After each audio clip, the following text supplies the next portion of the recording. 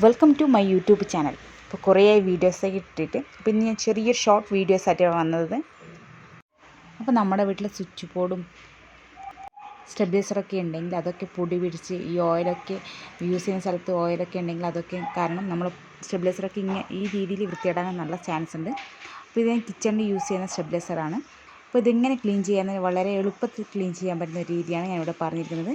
അപ്പോൾ നിങ്ങളുടെ വീട്ടിൽ ഏത് ടൂത്ത് പേസ്റ്റ് ഉണ്ടോ അത് നമുക്കൊരു പഴയ ബ്രഷിൽ കുറച്ച് ടൂത്ത് പേസ്റ്റ് എടുത്ത് ഒരു 2 തുള്ളി വെള്ളം ഊറ്റിച്ച് നന്നായിട്ട് നമുക്കൊന്ന് എല്ലാവരുടെയും പിടിപ്പിച്ച് കൊടുക്കാം. 2 മിനിറ്റ് നന്നായിട്ടൊന്ന് തേച്ച് പിടിപ്പിച്ച് വെക്കണം.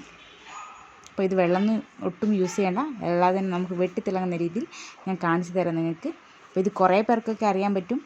അപ്പോൾ അറിയാത്തവർക്ക് വേണ്ടിയാണ് ഈ ചെറിയൊരു വീഡിയോ.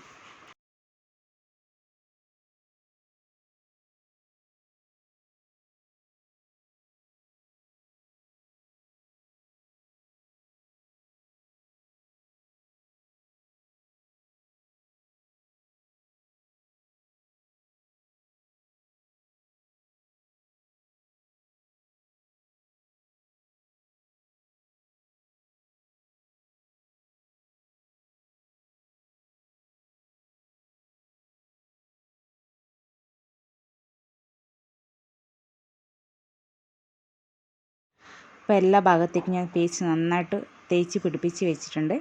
ഇനി 2 മിനിറ്റ് നമുക്കൊന്ന് വെയിറ്റ് ചെയ്യാം. അത് വെച്ചിട്ട് നമ്മൾ ഒട്ടും വെള്ളമൊന്നും ഉപയോഗിക്കാതെ തുണി വെച്ചിട്ടാണ് ഇത് തുടച്ചെടുക്കുന്നത്.